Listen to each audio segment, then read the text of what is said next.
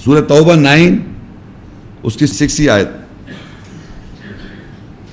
انما الصدقات للفقراء والمساکین والعاملین علیہا والمؤلفة قلوبهم وفي الرقاب والغارمین وفی سبیل اللہ وابن السبیل فریضۃ من اللہ واللہ علیم حکیم. بے شک صدقات خیرات فقراء کے لیے اور مساکین کے لیے مسکینوں کے لیے ہے، اور اس صدقات کے اوپر عاملین کام کرنے والوں کے لیے اور ان کے لیے جن کے دل جڑے ہوئے ہیں، اور ان کے لیے جو رقاب ہیں غلامی میں ہیں، اور ان کے لیے جو غارمین ہیں جن کو جرمانہ ادا کرنا ہے، اور فی سبیل اللہ اللہ کے راستے میں، اور ابن سبیل راستے کے بیٹوں کے لیے.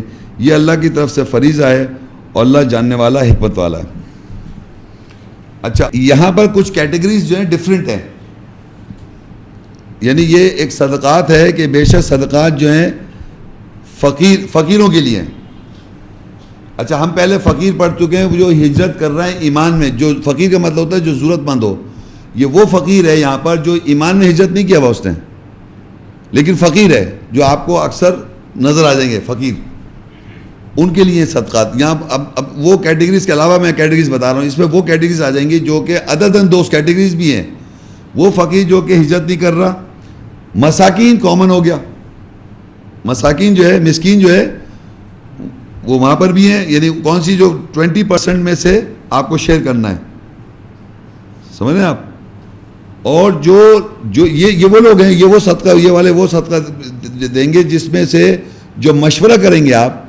تو اس میں کون لوگ آتے ہیں؟ مشورہ کرنے کے بعد آپ کن لوگوں کو دینا چاہ رہے ہیں صدقہ؟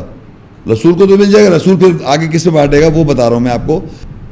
وہ عاملین، اور جو عمل کرتے ہیں یعنی کام کرتے ہیں اوپر صدقات کے اوپر، یعنی صدقہ ان کو ملتا ہے تو وہ کام کر رہے ہیں. ان کو یہ کون سے والے دے رہے ہیں آپ پیسے؟ یہ اس پیسے میں سے دے رہے ہیں جو آپ نے مشورہ کر کے دیا ہے، مشورہ کر کے جو لیا ہے. والمؤلفہ قلوبہم، اور جن کے دل جڑے ہوئے ہیں. دل کس سے جڑے ہوئے ہیں؟ جو ہجرت کر کے آئے ایمان میں، اور جو پہلے سے ایمان میں بیٹھے ہوئے ہیں، وہی لوگ ہیں دل جڑے ہوئے ان کے، وہ ہیں. وفی الرقاب، غلامی میں ہیں، یعنی غلامی میں اگر کوئی ہے تو ان کو آزاد کر دیں، ان کے لیے بھی وہ ہے کیا کہنا چاہیے صدقہ. والغارمین، اور کچھ لوگ ایسے ہیں جو ان کو جرمانہ ادا کرنا ہے. کسی نے جناب نقصان کر دیا، کسی کو لون میں پھنس گیا، قرضے میں پھنس گیا، یا کسی کو ٹیکس بھرنا ہے، کسی کا انٹرسٹ بڑھ گیا، کسی کا کوئی ایسا سچویشن بن گئی جو بیچارہ پیسوں کے اندر پھنسا ہوا ہے، اس کی گردن پھنسی ہوئی ہے، اس کو اللہ کہہ رہا ہے جس کو جرمانہ ادا کرنا ہے اس کو بھی آپ دے سکتے ہیں.